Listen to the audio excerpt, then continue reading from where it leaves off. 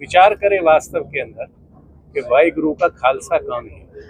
आज पूरे विश्व के अंदर दुनिया कह रही है कि वाहिगुरु का खालसा नरेंद्र मोदी है। ये विषय गांव और शहर का नहीं है, विषय है जनता जो जनार्दन है भगवान कृष्ण।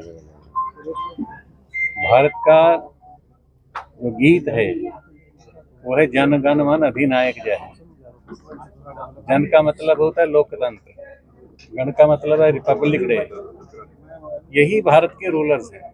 अब सवाल पैदा ये होता है कि जनतंत्र और गणतंत्र इसकी रक्षा पूरे देश में नहीं पूरे विश्व में कौन कर रहा है और कौन इसका संदेश दे रहा है।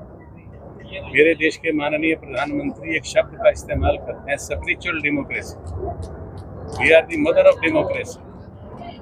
स्पिरिचुअल साइंटिस्ट की, स्पिरिचुअल नेशनलिज्म की बात करते हैं। हम हजारों वर्षों से एक उद्घोष कर रहे हैं कि राज करेगा खालसा, आकी रहे न कोई। आकी रहे न कोई इस दुनिया में कौन आदमी इसकी बात करता है? आप बताइए। पूरी दुनिया में कि आतंकवादी नहीं रहना चाहिए, ये कौन बात करता है? वाहिगुरु जी का खालसा, वाहिगुरु जी की फतेह। हमारा ये कहना है, चाहे शहर है, चाहे ग्राम है, चाहे थल है, चाहे जल है, चाहे नभ है, उसमें जो भी व्यक्ति रहता है वो विचार करे वास्तव के अंदर कि वाहिगुरु का खालसा कौन है। आज पूरे विश्व के अंदर दुनिया कह रही है कि वाहिगुरु का खालसा नरेंद्र मोदी है। उनके प्रतिनिधि के रूप में, उनके दूत के रूप में, राजदूत के रूप में कहिए, हमारे पास अशोक है। ईमान देना, विश्वास देना, अपना प्रेम प्रकट करना, अगर हम अशोक को करते हैं तो वो नरेंद्र मोदी के माध्यम से वो वाहिगुरु की तरफ जाता है। हम दुनिया के हर पदार्थ को बेकार मानते हैं।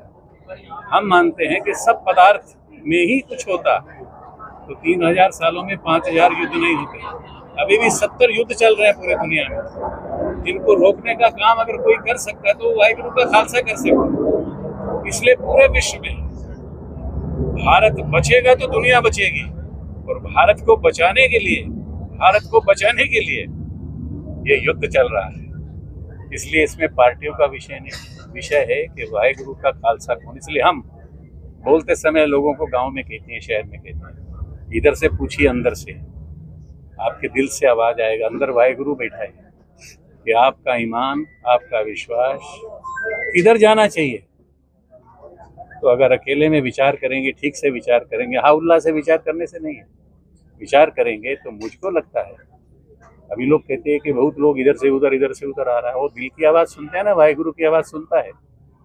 इसलिए ऐसा नहीं है कि कोई दल बदल कर रहा है, दल बदल नहीं है, वो उसकी आवाज़ को सुनकर आता है कि किधर सत्य है, किधर धर्म है, किधर वाहिगुरु की आवाज़ है। उस वाहिगुरु की खालसा की फतेह के लिए ये महाभारत है।